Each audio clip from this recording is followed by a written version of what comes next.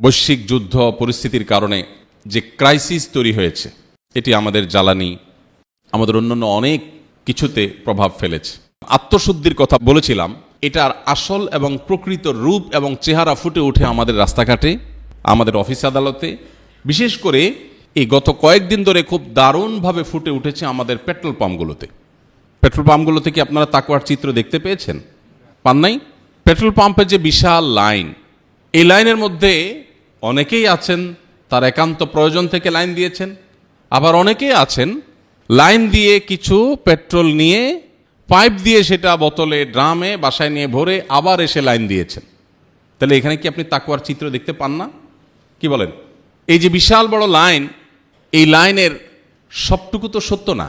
সবটুকুই সত্য? বরং বড় অংশ মিথ্যা। সত্যি এতগুলো মানুষের তেলের দরকার নাই।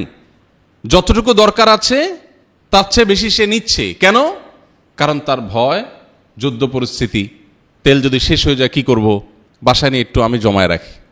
এই লোক নিজেকে ইমানদার বলছে, এই লোক নিজেকে মুত্তাকি বলছে, সে কিন্তু তেল নিয়ে জমায় রাখছে। সে জানে নবী সাল্লাল্লাহু আলাইহি ওয়াসাল্লাম বলেছেন, লা ইয়াহতারকিরু ইল্লা খাতি, যে কোনো পণ্য মজুদ করে রাখে, সংকট সৃষ্টি হয় তার ফলে, এ ব্যক্তি অপরাধী। সে জানে আল্লাহর উপরে ভরসা করতে হয় ইমানদারের, তারপর সে জমায় রাখছে। এই যে আমরা এতক্ষণ তাকওয়ার কথা বললাম, যা দেখেন এই লোক তারাবির নামাজও পড়ছে, রোজাও আছে, মাশাআল্লাহ। রোজা রেখে উনি যে কাজটা করছেন, এই কাজটা কি রোজার সাথে সঙ্গতিপূর্ণ? তাহলে ইফতারের আগে আর বসে থেকে লাভ কি? খান, ক্ষুধা পেটে আছে, এত সুন্দর খাবার আছে, কেন কি দুঃখে খাচ্ছেন না? আপনাকে যে আল্লাহ নিষেধ করেছেন মজুদদারি করতে, সেটা তো আপনি করলেন সারাদিন। তাহলে ইফতারের সময় নাটক করে লাভটা কি? এই অভিনয়ের মানেটা কি? যে আল্লাহ আপনাকে সূর্য ডোবার আগ পর্যন্ত খেতে নিষেধ করেছেন, সে আল্লাহ তো আপনাকে ওই মজুদদারি করতেও নিষেধ করেছেন, বাট সেটা তো আপনি করেন নাই। ইন্টারেস্টিং বিষয় হলো, আল্লাহর আদেশ নিষেধের যৌক্তিকতা, যথার্থতা, প্রয়োজনীয়তা আমরা বাঁটে পড়লে খুব ভালো করে বুঝি, বাঁটে পড়ার আগ পর্যন্ত বুঝি না। গত কয়েকদিন ধরে বিভিন্ন সংস্থা আমার সাথে যোগাযোগ করছে, ফোন করছে, রিকোয়েস্ট করছে, ভাই মানুষকে একটু সতর্ক করেন যাতে বিদ্যুৎ সাশ্রয় করে, জ্বালানি সাশ্রয় করে, যুদ্ধ যদি আরও অনেক বেশি প্রলম্বিত হয় আমরা যেন দুর্ভিক্ষের মধ্যে না পড়ি, বড় বিপদের মধ্যে না পড়ি, আমরা যেন সাশ্রয়ী হই। আমি বলি হ্যাঁ, যেই কথা আমরা 12 মাস বলি, কোরআনে আল্লাহ তাআলা প্রতিটা সূরাতে বিভিন্ন জায়গাতে আল্লাহ বারবার করে সতর্ক করেছেন। সেই সতর্কটা আল্লাহ তাআলা যুদ্ধ পরিস্থিতিতে করেন নাই।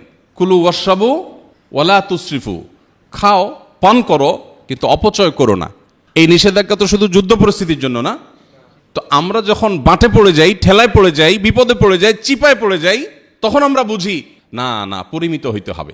আল্লাহ মাফ করুন, এই যুদ্ধ পরিস্থিতি যদি আরো প্রলম্বিত হয়, আরো দীর্ঘায়িত হয়, আপনি নিশ্চিত থাকেন এই দেশের সকল ইনফ্লুয়েন্সার, সকল পলিটিশিয়ান, সকল হুজুর, এমনকি সকল গায়রে হুজুর, সবাই দেখবেন সোশ্যাল মিডিয়ায় এসে কান্নাকাটি শুরু করছে, প্লিজ সবাই পরিমিত হন, এসি পারলে 2টা চালান আর 2টা বন্ধ রাখেন, পারলে ফ্যান কম চালায় থাকেন, কারণ আমাদের বাঁচতে হবে।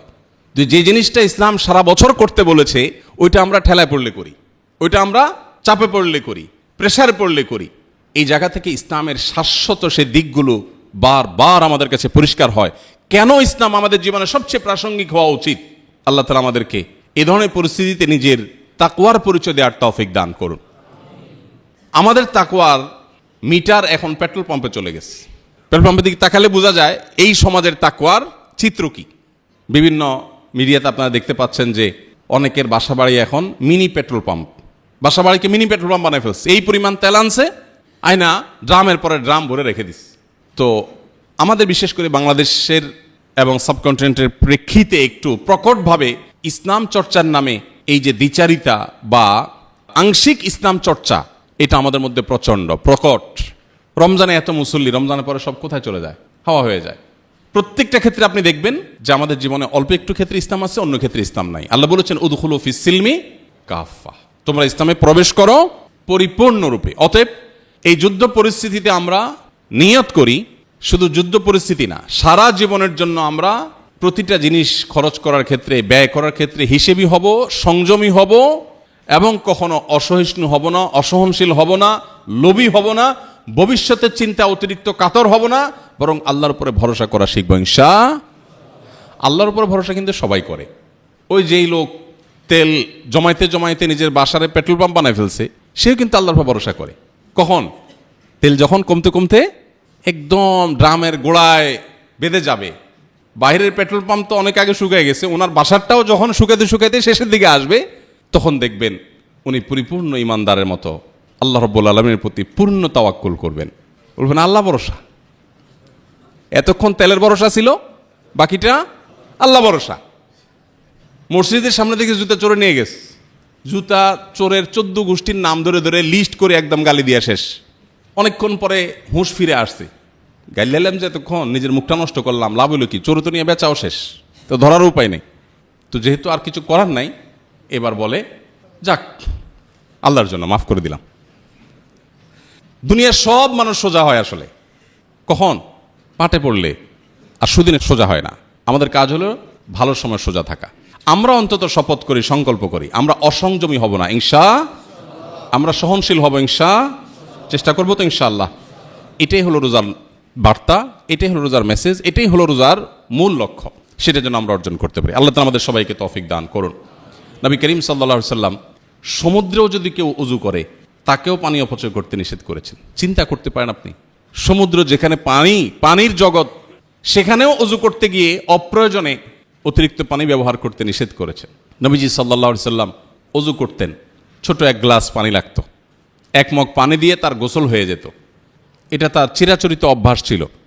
আমরা যে পরিমাণ পানি অপচয় করি এই আধুনিক এই পৃথিবীতে, আমরা অনেক ক্ষেত্রে খুব ভালো মানুষ, আমরা মাশাআল্লাহ একটা পাখির কষ্ট সহ্য করি না, অনেক মানবিক। কিন্তু আল্লাহর এই সৃষ্টি পানি যে পরিমাণ নষ্ট করি আমরা, অজুতে যে পরিমাণ পানি টেপে আপনি খরচ করেন, একটা বালতিতে ধরে রেখে দেখেন যে ওইটা দিয়ে কয়েকজনের গোসল হয়ে যাবে। যতটুকু অপচয় আপনি করবেন, আপনার জীবনে এমন পরিস্থিতি অবশ্যই আসবে যে যতটুকু অপচয় করেছেন ততটুকুর জন্য আপনাকে ক্রাইসিসে পড়তে হবে। এই জন্য শুধুমাত্র এই যুদ্ধ পরিস্থিতিতে না, আসুন আমরা নিয়ত করি, বিদ্যুৎ হোক জ্বালানি হোক, এগুলো ব্যবহারে আমরা সাশ্রয়ী হব, আমরা সংযমী হব, অপচয় করব না, অপব্যয়